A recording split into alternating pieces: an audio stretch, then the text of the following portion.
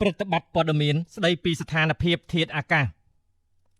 សូមគោរពជម្រាបជូនអំពីស្ថានភាពធាតុអាកាសនៅព្រះរាជាណាចក្រកម្ពុជាសម្រាប់ថ្ងៃទី3ខែមិថុនាឆ្នាំ2025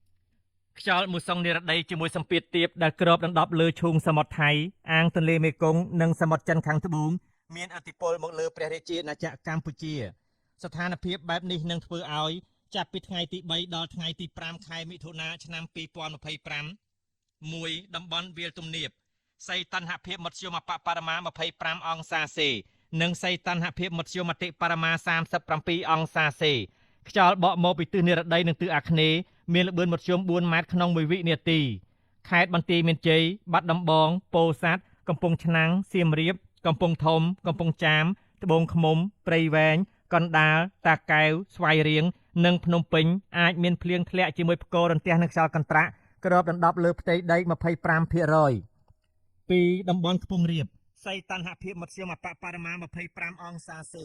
និងសីតុណ្ហភាពមធ្យមបរិមា36អង្សាសេ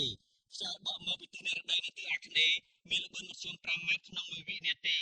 ខេត្តកំពង់ស្ពឺបៃលិនឧត្តរមានជ័យព្រះវិហារក្រចេះស្ទឹងត្រែងរតនគិរីមណ្ឌលគិរីជួរភ្នំដងរែកនិងតំបន់ជួរភ្នំក្រវាញអាចមានភ្លៀងធ្លាក់ជាមួយផ្គររន្ទះនិងខ្យល់កន្ត្រាក់គ្របដណ្ដប់លើផ្ទៃដី 30%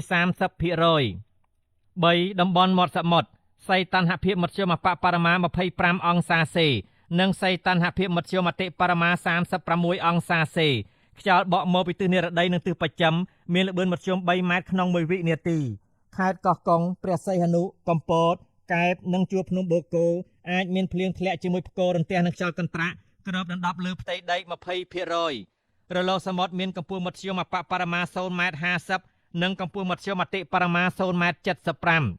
អាស្រ័យដោយបានជម្រាបជូនខាងលើសូមសាធារណជនទទួលជ្រាបជាព័ត៌មានការផ្សាយរបស់ក្រសួងធនធានទឹកនិងអូតូនិយមថ្ងៃទី3ខែមិថុនាឆ្នាំ